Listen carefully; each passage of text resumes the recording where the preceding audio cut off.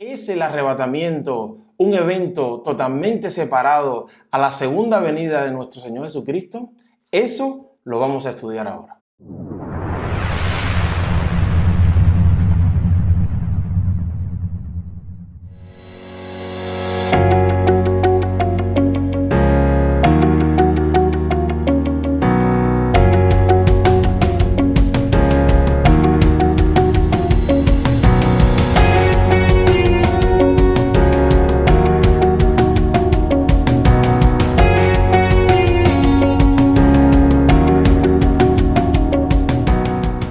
Paz y bendiciones a todos mis hermanos y hermanas que nos escuchan en este canal. Lo recibimos aquí siempre con mucha alegría y con mucha gratitud. Cada enseñanza que usted mira, que usted le da su like y sobre todo que usted comparte, nos llena de satisfacción de saber que estamos cumpliendo con la tarea que nuestro Dios Todopoderoso y Salvador nos ha encomendado de predicar su buena noticia hasta los confines de la tierra. Hemos estado avanzando en los últimos capítulos de esta serie acerca del arrebatamiento, que no es más que el momento en el que los creyentes en el Mesías que aún estén vivos serán arrebatados para encontrarse con el Señor en el aire y estar con Él para siempre. Se le llama arrebatamiento porque los creyentes serán tomados por la fuerza. ¿En qué sentido? En el sentido de que serán arrebatados violentamente del proceso natural de la muerte, de que pasa todo ser humano. Por eso es que es arrebatamiento. En este capítulo pretendo estar analizando algunos versículos bíblicos que plantean, porque algunos piensan que el evento sucederá antes de la gran tribulación de los últimos 7 años, y otros consideran que será en el medio del tiempo, otros consideran que será al final, conforme a lo que hemos venido estudiando hasta ahora.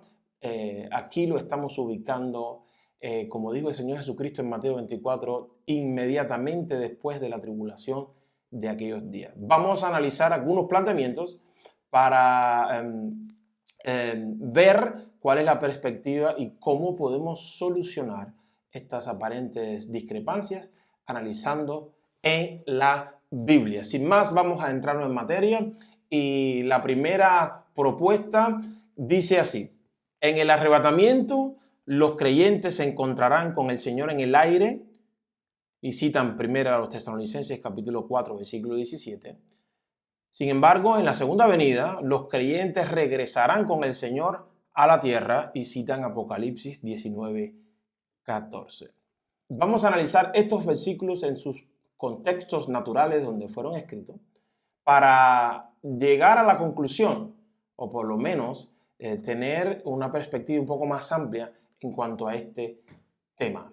El primer pasaje citado en primera a los Tesalonicenses dice así: luego los que estemos vivos, los que hayamos quedado, seremos arrebatados junto con ellos en las nubes para encontrarnos con el Señor en el aire, y así estaremos con el Señor para siempre. Si se lee este versículo así de manera aislada, pues se pudiera llegar a la conclusión de tal diferencia. Pero si analizamos el orden de los eventos que el mismo pasaje nos está dando, pues nos damos cuenta de que el arrebatamiento no es algo que sucede con mucho tiempo de distancia con la segunda venida del Señor Jesucristo. De hecho, el arrebatamiento, conforme a lo que vamos a leer ahora, veremos que sucede después de la resurrección de los que durmieron con la esperanza puesta en el Mesías. Vamos a leer en el mismo pasaje de Primera Tesalonicenses unos cuantos versículos antes para entender un poco más de lo que estaba planteando el apóstol Pablo. Conforme a lo dicho por el Señor, afirmamos que nosotros, los que estemos vivos y hayamos quedado hasta la venida del Señor, de ninguna manera nos adelantaremos a los que hayan muerto. El Señor mismo descenderá del cielo con voz de mando, con voz de arcángel y con trompeta de Dios, y los muertos en Cristo resucitarán primero. Luego los que estemos vivos, los que hayamos quedado, seremos arrebatados junto con ellos en las nubes para encontrarnos con el Señor en el aire, y así estaremos con el Señor para siempre. Este pasaje, que es el pasaje central utilizado para afirmar que el arrebatamiento sucede antes de la tribulación, este mismo pasaje nos describe el momento en el que sucede el arrebatamiento y dice que de ninguna manera los que queden vivos se adelantarán a este encuentro con el Señor a aquellos que han muerto. Y si leemos con cuidado el pasaje, el apóstol Pablo se consideraba como podría estar entre los que quedaban vivos en la venida del Señor Jesucristo. El apóstol Pablo consideraba que antes de que él se uniera con el Señor en el aire, los que murieron antes que él en la fe tendrían que levantarse primero. Es decir, que el mismo pasaje que usan para el arrebatamiento, pues habla en contra de que el arrebatamiento suceda en un momento anterior a la segunda venida del Señor Jesucristo. Seremos arrebatados los que quedemos vivos, manteniendo la misma esperanza del apóstol Pablo. Y después que nos encontremos con el Señor en las nubes, pues no mucho tiempo transcurrirá hasta que descendamos juntamente con Él para completar acá el orden del reino de Dios y asumir las tareas que nos serán dadas en el milenio. A los que fuimos fieles acá, dice que los que fueron fieles en lo poco, se le pondrá en lo mucho entrando en el gozo de su Señor. No hay 7 años de separación entre el arrebatamiento y la venida del Señor, y los eventos de la resurrección, del sonido de la trompeta, nos confirman esta verdad. Y si todavía no ha escuchado los otros capítulos, pues les recomiendo que comience la serie y vea cómo estos pasajes han sido analizados. Otro planteamiento que se hace para afirmar la diferencia que se propone que haya entre el arrebatamiento y la segunda venida del Señor Jesucristo. La segunda venida ocurre después de la grande y terrible tribulación. Apocalipsis capítulo 6 al 19. El arrebatamiento, en cambio, ocurre antes de la tribulación, citando primero a los Tesalonicenses capítulo 5 versículo 9 y Apocalipsis capítulo 3 versículo 10. ¿Qué dicen estos pasajes que citan para tal afirmación? Vamos a echarle un vistazo. Primera a los Tesalonicenses capítulo 5 versículo 9 afirma: pues Dios no nos destinó a sufrir el castigo, sino a recibir la salvación por medio de nuestro Señor Jesucristo. Se puede concluir tal afirmación de que el arrebatamiento ocurre antes de la tribulación leyendo este versículo. Yo no lo encuentro. Otra pregunta importante sería: ¿acaso los que pasan por tribulaciones es porque son castigados por Dios y porque no serán salvos?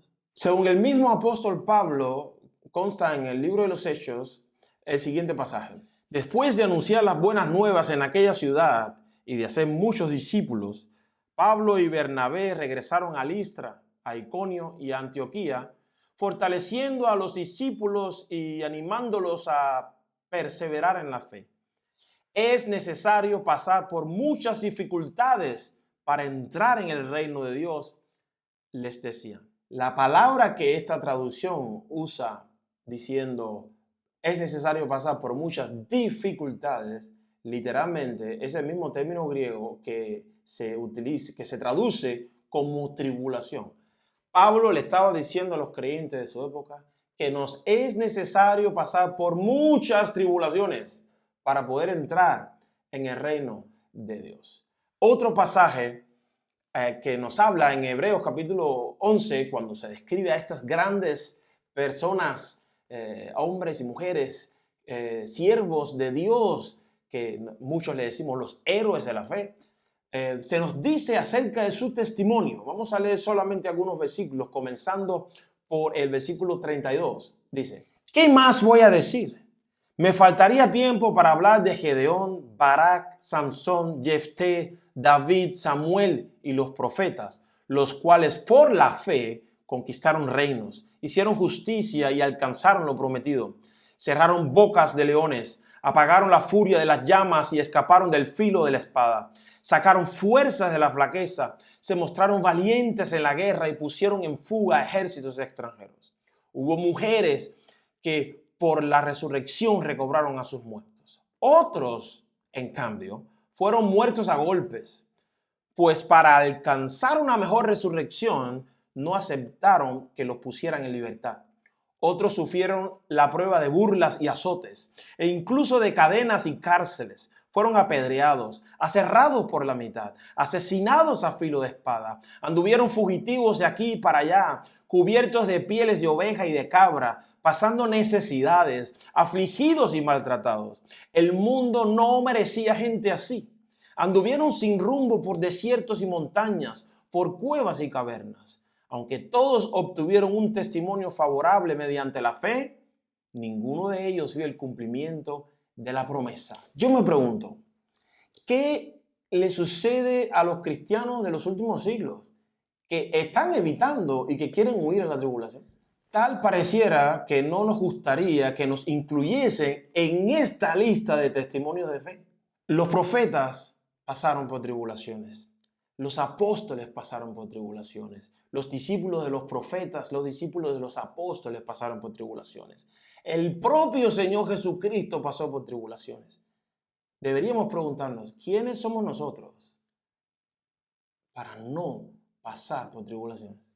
El otro pasaje citado para decir que los cristianos no van a pasar por la tribulación es Apocalipsis capítulo 3, versículo 10. Ahí se registra: ya que has guardado mi mandato de ser constante, yo por mi parte te guardaré de la hora de tentación que vendrá sobre el mundo entero para poner a prueba a los que viven en la tierra. A la hora de analizar este versículo que está dentro de unos mensajes que se le enviaron a iglesias específicas ubicadas en la región de Asia, en este caso fue a la iglesia de Filadelfia, tenemos que entender que estos mensajes en primer lugar tuvieron sentido para sus destinatarios originales. La revelación de Dios es progresiva, por lo tanto esos pasajes que son parte de la palabra viva y eficaz de Dios para todos los tiempos, también son aplicativos para nosotros hoy y serán aplicativos para el futuro hasta la venida del Señor. Pero en primer lugar hemos de entender que este pasaje tenía sentido para los hermanos de Filadelfia. ¿Qué significa esto? Que los hermanos de Filadelfia fueron guardados de una hora de tentación grande que Dios envió para probar a todos los habitantes de la tierra. En primer lugar, no habla de la tribulación del final de los tiempos, sino habla de una hora de prueba por la cual los hermanos de Filadelfia tenían que pasar. Si analizamos también los mensajes a las iglesias alrededor de aquella época, vemos que también pasaron por tribulaciones. De hecho, a las iglesias que se les describe como fieles, son las iglesias que tuvieron que pasar por tribulaciones.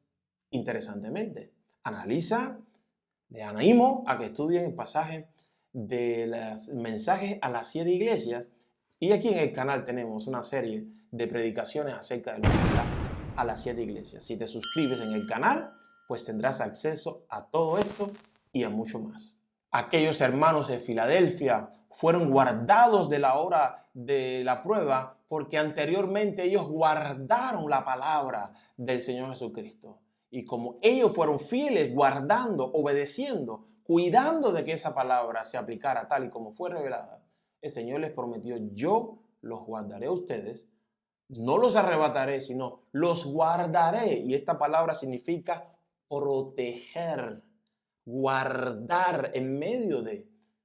No es que lo iba a quitar del tiempo de prueba, sino que en medio de ella los iba a guardar, porque poderoso es Dios para guardarnos en medio de todas las situaciones que nos corresponda vivir. En el mismo mensaje a la iglesia de Filadelfia, en el versículo 12, concluye diciendo: al que salga vencedor lo haré columna del templo de mi Dios, y ya no saldrá jamás de allí.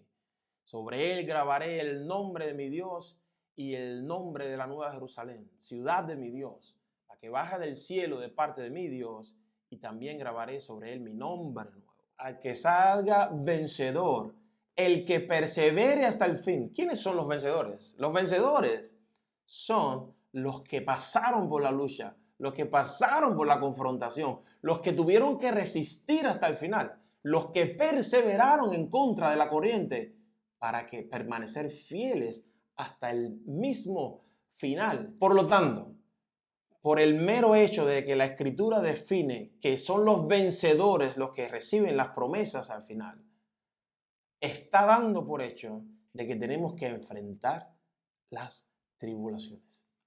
Otra declaración que se utiliza para establecer una diferencia entre el arrebatamiento y la segunda venida es que el arrebatamiento será secreto e instantáneo. Primera a los Corintios capítulo 15, versículos de 50 al 54. La segunda venida será visible para todos. Apocalipsis capítulo 1, versículo 7, Mateo 24, versículos 29 y 30. ¿En qué lugar de las Sagradas Escrituras se afirma que el arrebatamiento será un evento secreto o misterioso? ¿Será que las películas que hicieron acerca del arrebatamiento tienen razón? El pasaje que se utiliza de 1 Corintios capítulo 15, leamos juntos lo que dice. Les declaro, hermanos, que el cuerpo mortal no puede heredar el reino de Dios, ni lo corruptible puede heredar lo incorruptible. Fíjense bien en el misterio que les voy a revelar.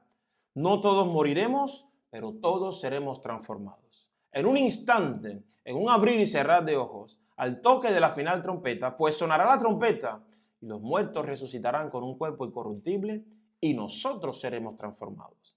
Porque lo corruptible tiene que revestirse de lo incorruptible y lo mortal de la inmortalidad. Cuando lo corruptible se revista de lo incorruptible y lo mortal de inmortalidad, entonces se cumplirá lo que está escrito: la muerte ha sido devorada por la victoria. Que se diga que en un instante, en un abrir y cerrar de ojos sucederá, no es indicación alguna de que será algo secreto o misterioso, sino que será rápido. El mismo pasaje nos dice que sonará la trompeta. El pasaje paralelo de Mateo 24 nos dice que se angustiarán todas las razas de la tierra. Pablo afirma que primero resucitan los muertos y ellos serán resucitados de manera incorruptible. Y después de ellos, los que estén vivos serán transformados a causa de que lo corruptible no puede heredar el reino de los cielos. La palabra que el apóstol Pablo hizo mención, que dijo el Señor, la encontramos en Mateo 24, a partir del versículo 29, el Señor dijo: inmediatamente después de la tribulación de aquellos días, se oscurecerá el sol y no brillará más la luna. Las estrellas caerán del cielo y los cuerpos celestes serán sacudidos. La señal del Hijo del Hombre aparecerá en el cielo y se angustiarán todas las razas de la tierra. Verán al Hijo del Hombre venir sobre las nubes en el cielo con poder y gran gloria. Y al sonido de la gran trompeta mandará a sus ángeles y reunirán de los cuatro vientos a los elegidos de un extremo al otro del cielo. Será algo misterioso cuando los cuerpos celestiales caigan. ¿Será algo secreto? Aún cuando el Señor afirma que se asustarán todas las razas de la tierra. Y no es hasta después del toque de la trompeta que Él da la orden para que sus escogidos sean recogidos de la tierra. Esto es lo que la Escritura nos está afirmando. El evento de la reunión de los escogidos se describe en Apocalipsis capítulo 14. Mire cómo Juan lo escribió. Miré y apareció una nube blanca sobre la cual estaba sentado alguien semejante al Hijo del Hombre. En la cabeza tenía una corona de oro y en la mano una hoz afilada. Entonces salió del templo otro ángel y le gritó al que estaba sentado en la nube: mete la hoz y recoge la cosecha. Ya es tiempo de segar, pues la cosecha de la tierra está madura. Así que el que estaba sentado sobre la nube pasó la hoz y la tierra fue segada. Notemos que en total armonía Juan describe lo que el Señor anunció en Mateo 24. Los ángeles involucrados en el momento de recoger la cosecha de la tierra, que son los elegidos a los cuales los ángeles tendrán que recoger desde los cuatro vientos, de las cuatro esquinas de la tierra. Hasta este momento no hemos encontrado diferencia entre el arrebatamiento y el tiempo en el que sucede la segunda venida. De hecho, lo que hemos encontrado hasta ahora es que en lo que sucede la segunda venida, que aparece la señal en el cielo, es que se da la orden para levantar, para arrebatar a los que están en la tierra. Y una última afirmación que vamos a ver por hoy dice: la segunda venida de Cristo no ocurrirá hasta después de que ciertos otros eventos del fin de los tiempos tengan lugar. Segunda Tesalonicenses capítulo 2, versículo 4. Mateo 24, de 15 al 30. El arrebatamiento es inminente y puede suceder en cualquier momento. Tito capítulo 2, versículo 13 y Primera Tesalonicenses capítulo 4, versículos del 13 al 18, entre otros. Ciertamente, la venida del Mesías no tendrá lugar hasta que ocurran ciertos eventos que ya han sido profetizados. Pero también es cierto que antes de estos eventos no hay ninguna mención de un arrebatamiento de los creyentes. Leamos el pasaje que citan en 2 Tesalonicenses capítulo 2. Ahora bien, hermanos, en cuanto a la venida del Señor Jesucristo y a nuestra reunión con Él, les pedimos que no pierdan la cabeza ni se alarmen por ciertas profecías, ni por mensajes orales o escritos supuestamente nuestros que digan: ya llegó el día del Señor. No se dejen engañar de ninguna manera, porque primero tiene que llegar la rebelión contra Dios y manifestarse el hombre de maldad, el destructor por naturaleza. Este se opone y se levanta contra todo lo que lleva el nombre de Dios o es objeto de adoración, hasta el punto de adueñarse del templo de Dios y pretender ser Dios. ¿No recuerdan que ya les hablaba de esto cuando estaba con ustedes? Bien saben que hay algo que detiene a este hombre a fin de que él se manifieste a su debido tiempo. Es cierto que el misterio de la maldad ya está ejerciendo su poder, pero falta que sea quitado de en medio el que ahora lo detiene. Entonces se manifestará aquel malvado a quien el Señor Jesús derrocará con el soplo de su boca y destruirá con el esplendor de su venida. El malvado vendrá por obra de Satanás con toda clase de milagros, señales y prodigios falsos. Con toda perversidad engañará a los que se pierden por haberse negado a amar la verdad y así ser salvos. Por eso Dios permite que, por el poder del engaño, crean en la mentira. Así serán condenados todos los que no creyeron en la verdad, sino que se deleitaron en el mal. Cuando yo leo estos versículos, lo que encuentro es una exhortación para no dejarme engañar de que alguien venga diciendo que la venida del Señor ya ocurrió de manera secreta, que no me di cuenta. Eso es lo que encuentro en estos pasajes. El apóstol Pablo habla del día del Señor, habla del esplendor de su venida. No está hablando aquí de nada de arrebatamiento, sino la frase de segunda venida. Si decimos que el arrebatamiento es un evento diferente a la segunda venida, el arrebatamiento está relacionado acá con su venida. Entonces, ¿cuántas venidas hay? ¿3 venidas del Señor Jesucristo? ¿O hablamos de primera venida y segunda venida solamente? ¿Qué es lo que encontramos en las Escrituras? Sigamos estudiando. En Tito capítulo 2, versículo 13, que también he citado para esta declaración, vamos a leer un par de versículos más alrededor de este para ver si podemos encontrar alguna otra indicación. En verdad, Dios ha manifestado a toda la humanidad su gracia, la cual trae salvación y nos enseña a rechazar la impiedad y las pasiones mundanas. Así podremos vivir en este mundo con justicia, piedad y dominio propio, mientras aguardamos la bendita esperanza, es decir, la gloriosa venida de nuestro gran Dios y Salvador Jesucristo. Nótese que no se dice arrebatamiento, sino estamos esperando la venida de nuestro gran Dios y Salvador. Esa es la misma venida que escribiéndole Pablo a los tesalonicenses, que ya lo leímos, no vamos a volverlo a repetir. Pablo dice que el Señor, cuando Él venga, de ninguna manera los que queden vivos se adelantarán a los que han muerto, sino que el orden de los eventos es: primero resucitan los que durmieron con la esperanza en Cristo y luego nosotros seremos arrebatados. Ciertamente, en un abrir y cerrar de ojos, en un instante, pero en este orden. ¿A qué conclusión estamos llegando. No hay tal distancia entre el arrebatamiento, que supuestamente sucederá antes de la tribulación, y la segunda venida del Señor, que ciertamente sucederá en el gran día, en el día final, inmediatamente después de la tribulación de aquellos días. ¿A qué nos enseña esto? Esta conclusión es importante para que nosotros nos preparemos para lo que Dios determine que nosotros tengamos que atravesar. Nuestro corazón debe estar firme en la esperanza, en la bendita esperanza, como le dijo Pablo escribiéndole a su discípulo Tito. Nuestra bendita esperanza es la venida, aquel glorioso día en que nuestro Señor Jesucristo venga a cumplirnos la promesa de llevarnos con Él, porque Él se fue a prepararnos morada. Que el poder del Espíritu y la claridad de la palabra de Dios nos guarde y nos ayuden hasta ese día a permanecer fieles a la palabra y al testimonio de Jesucristo. Shalom.